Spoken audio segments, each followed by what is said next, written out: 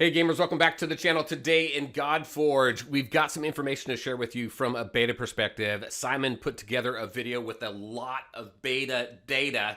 Try and say that 5 times fast. A lot of great information in here. I'm not going to go through the whole thing. There are some specific slides that I picked out. I highly suggest going and watching his entire video. A lot of great information in there, but I got some very cool stuff I want to share with you, so let's get into it.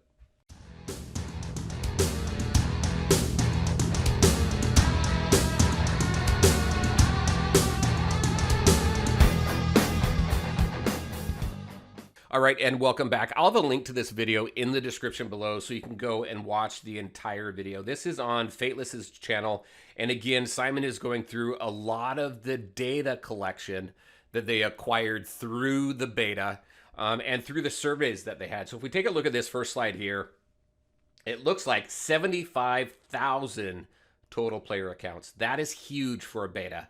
I know other betas that were recently completed that had half that, if that. So that is a lot of people registering to play this game. So there's a lot of interest in it, which I think is absolutely fantastic.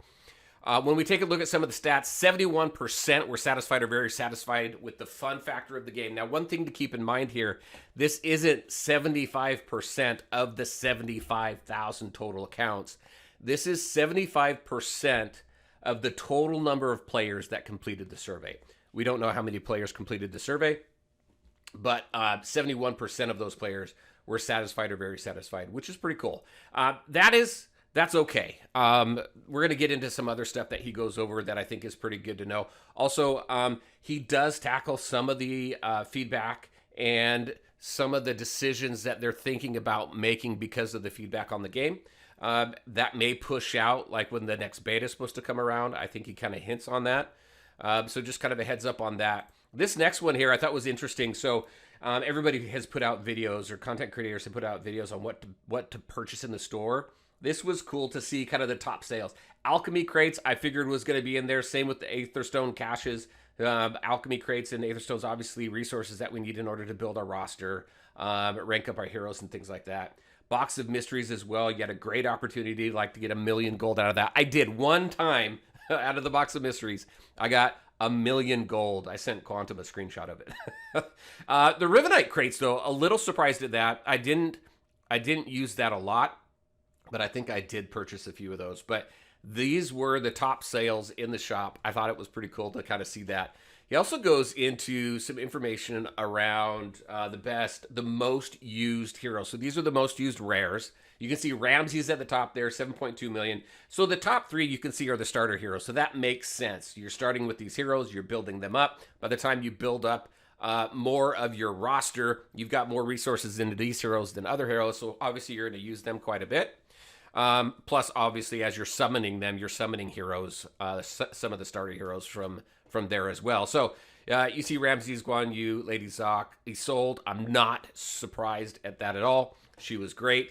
And this guy down here, which I never used, but I saw some creators and some comments about this guy down here, about him being pretty good. So I thought that was cool. Look at that. Most battles, 7.2 million. That's huge. If we take a look at some of the epics here, we got Totec, Exotec. I don't know what his name is here. It's blocking. But I heard a lot of great things about him. I'm not surprised about Lady Midday here. Paladnitsa is her name. I call her Lady Midday. I used her quite a bit, and I was starting to build her up. Inari as well. Banshee, I heard a lot of great things about as well. And you've got Bastet. Out of this, I only had Lady Midday, so I know that she was pretty good. But look at that, 1.2 million. And then he does go into also the legendaries here. Sun Wukong, 1.8 million. That's insane. I mean, my luck in here, I didn't get additional legendaries until like the very last couple days of the beta. So I didn't have any of these individuals, actually. I heard a lot of great stuff about them. Sun Wukong, Heimdall, and Shamish, I heard the most about. These are the ones I haven't really heard too much about. But those were the most used legendaries here.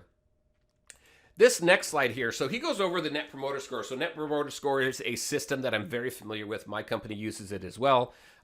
Basically, it is a system that takes in a whole bunch of information through surveys and then gives you a score. Now, I don't know what the score is, so the NPS scores will give you a score of either plus 100 or minus 100. And when you take a look at it on a grading scale, your 9s and 10s, so it's 1 through 10. Your 9s and 10s are promoters, people who are going to say, yes, I am going to recommend your game or whatever it is, right? In this case, obviously a game. I'm going to recommend your game to everybody, right? And then you've got, I think it's 7s and 8s are your neutrals. And then 1 through 6 are considered detractors, people who, as you continue to get closer to that 1, just aren't too interested in the game. So with here, and I don't know, maybe this number here, that 71%, it gives you a number, right? 100 to negative 100. Maybe that 71 is that score. I'm not sure if that's the NPS score specifically. It could be. And I don't know what the trend is in the gaming industry. So in my industry, we look for anything above 90%. If we're below 90% in any way, then we really try and dig in and figure out how we can best address some of those concerns. I don't know what the gaming industry's average is or trend, but 71%, we'll just go with that. Let's dig into this here a little bit. So this is percent currently below neutral. So this is where they are in that detractor range, right? From 1 to like 6. So 28% of the people taking the survey were detractors. They had some concerns about the user interface. I did see some feedback about that. The next biggest one here, 25% had some concerns about battery usage. Typically, and I saw a lot about this, but typically when games are in betas and alphas, there's a lot of optimization that still has to be had. That's going to help with your phones heating up and things like that and really draining your battery and stuff. So I expect to see that improve. And then the next biggest one, if we just take a look at the top 3 here, the next one is the game stability. I didn't have any issues with the game stability. I thought that it worked really well, at least for me. I played pretty seamlessly through the PC and my phone back and forth. It was good. But those are the top 3. If we take a look at the bottom 3, now these bottom 3 were the least concerns, but still I think it's pretty good. Boss mechanics and encounters right here, 10%, 10.6% had some concerns around that. 10.7% around the artwork.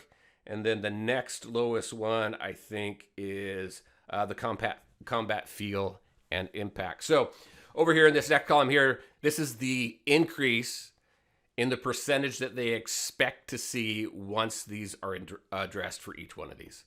So, and then they've predicted the score and the overall NPS lift here. So I thought this was some good information. I love the fact, and I mentioned this before in one of my other videos, I love the fact that the devs are so communicative. They communicate with the community. They are very transparent in what they share in the data. I thought this was really cool. I've never seen a developer do this before. I've seen stats, just high-level stats and stuff, but they really dig into it. And if you go ahead and take a look at that video and watch that video all the way through, this video here, he really digs into the data and he addresses some of the concerns, but also appreciates a lot of the good feedback about the game, the pluses, the things people really enjoyed about the game. And this last one here, 53 of 91 creators. So you had 91 creators put out reviews on the beta. 53 out of 91 came away positive. You've got 36 that are mixed, and then you've got only 2 there that were negative. This is pretty good here. You've got more than half of the creators excited and putting out really positive content. You've got some who are kind of a little bit on the fence, and some that maybe it's just not for them, or maybe this version just wasn't for them. So I thought this was a lot of great information. He goes into also some specific feedback from some specific creators as well, so if you want to take a look at that.